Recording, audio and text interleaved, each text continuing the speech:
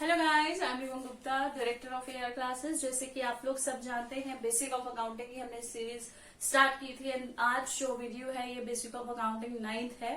सो कल हमारी next video जब अपलोड होगी बेसिक ऑफ अकाउंटिंग 10 की, तो ये हमारा जो बेसिक ऑफ अकाउंटिंग की सीरीज है 10 वीडियोस की, ये खत्म हो जाएगी। उसके बाद 2 दिन हम बेसिक्स MCQs को लेंगे इन 10 वीडियोस के ऊपर एंड उसके बाद हम टॉपिकली मैं आपको एक एक टॉपिक लेकर अकाउंट्स का कवर कराऊंगे। सो आज जो स्टार्ट करते हैं आज की वीडियो। आज सबसे पहले ये अकाउंटिंग जो है, फादर ऑफ अकाउंटिंग कौन थे, कहाँ से आया, इसके बारे में पढ़ेंगे और साथ ही पढ़ेंगे यूजर्स ऑफ अकाउंटिंग इंफॉर्मेशन। अब अकाउंटिंग कर रहे हैं लेकिन उसकी इंफॉर्मेशन किन किन यूजर्स को चाहिए होती है वो हम सब पढ़ेंगे इसमें।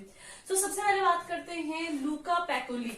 लूका LUCA पैकोली PACOLI, ये 1445 में बॉर्न हुए थे। 1517 में इनकी डेथ हुई थी। ये इटली के थे। ही वॉज द फर्स्ट, ये फर्स्ट थे जिन्होंने प्रिंट की थी बुक डबल एंट्री सिस्टम पे। आप ये नहीं बोल सकते कि ये पहले थे जिन्होंने अकाउंटिंग को दिया था, लेकिन ये जरूर बोल सकते हैं ही वॉज द फर्स्ट जिन्होंने एक बुक प्रिंट की थी डबल एंट्री सिस्टम पे। सो ये इटली के थे। इन्होंने अपने अकाउंटिंग को डबल एंट्री सिस्टम में इन्होंने उस कंसेप्ट दिया और उसमें इन्होंने बोला एक हाथ आता है एक हाथ जाता है, इस तरह का इन्होंने दिया। इन्होंने 2 वर्ड्स का यूज किया लैटिन में। तो 2 वर्ड्स कौन से थे? फर्स्ट इज डेबिटो एंड सेकेंड इज क्रेडिटो। डेबिट क्रेडिट को इन्होंने डेबिटो क्रेडिटो बोला। So Luca Pacioli was the first who printed book on double entry system. उसके बाद आते हैं KS अय्यर पे। KS अय्यर की फुल फॉर्म, उनका पूरा नाम था श्री कल्याण सुब्रमणी अय्यर। इनको KS अय्यर से बोला जाता है। He was the father of accounting in India. 1859 में बॉर्न हुआ था। 1940 में इनकी डेथ हुई थी। Pioneer of commercial and accounting education in India इनको बोला जाता है। ये इंडिया के थे, इनको father of accounting in India बोला जाता है। इसको आपको अच्छे से याद रखना है कॉम्पिटिटिव एकेडमिक पर्पस के लिए। इसके आगे हम चलते हैं। अब नेक्स्ट जो आएगा, इसके आगे जो नेक्स्ट आएगा that is your users of accounting information. अब अकाउंटिंग हम करते हैं, क्यों करते हैं? क्योंकि ये हमें इंफॉर्मेशन प्रोवाइड करती है। लेकिन इंफॉर्मेशन किसको प्रोवाइड करती है? जो अकाउंटिंग के यूजर्स होते हैं। कॉम्पिटिटिव की बात करें तो पूछा जाता है, लाइक ऑप्शन आ गया, ओनर्स कौन है, इंटरनल यूजर्स हैं या एक्सटर्नल यूजर्स हैं। सो ये आपको पहले अच्छे से पता होना चाहिए कि इंटरनल में कौन आते हैं, एक्सटर्नल में कौन आते हैं। तो स्टार्ट करते हैं। First of all, accounting provides information to the users. There are 2 types of users of accounting. First is internal, second is external. Internal users हो गए जो विद इन दी ऑर्गेनाइजेशन होते हैं और एक्सटर्नल हो गए जो आउटसाइड होंगे, जिनका अकाउंटिंग का डायरेक्ट इंटरेस्ट होगा और वो मैनेजमेंट अपने काम के थ्रू होगा। सबसे पहले मैनेजमेंट। मैनेजमेंट क्या होती है? मैनेजमेंट मीन्स एक पूरा स्टाफ जो अपनी पूरी हेल्प से ऑर्गेनाइजेशन को चलाती है। सो मैनेजमेंट को इंफॉर्मेशन चाहिए होती है अकाउंटिंग की, क्योंकि मैनेजमेंट को डिसाइड करनी है सारी पॉलिसीज, सारे फ्रेमवर्क, सारे प्लान्स। तो उन प्लान्स को फॉर्मुलेट करने के लिए, उनके सारे फंक्शंस को चलाने के लिए, अब फंक्शंस होते हैं मैनेजमेंट के अलग अलग तरीके के, लाइक उनको पहले प्लान करना है, फिर ऑर्गेनाइज करना है, फिर डायरेक्ट करना है। तो ये सारे फंक्शन जो हैं, फिर कंट्रोल भी करना है। तो ये सारे फंक्शन जो हैं ये तभी चलेंगे जब उनके पास क्या होगी?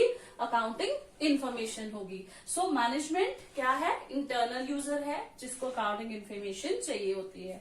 ओनर्स, ऑब्वियसली ओनर काम कर रहा है, क्यों कर रहा है? क्योंकि उसको ये देखना है कि उसको प्रॉफिट होगा या नहीं होगा, तो वो अकाउंटिंग करता है उसके लिए। तो जब वो अकाउंटिंग करेगा तो ऑब्वियसली उसको इन्फॉर्मेशन उसकी चाहिए ताकि उसको पता चले कि वो कहाँ स्टैंड कर रहा है, वो कहाँ पे खड़ा है। सो ओनर्स को भी चाहिए and that is internal users. Employees, employee काम करता है। एम्प्लॉय मीन्स जो काम कर रहा है किसी भी ऑर्गेनाइजेशन में।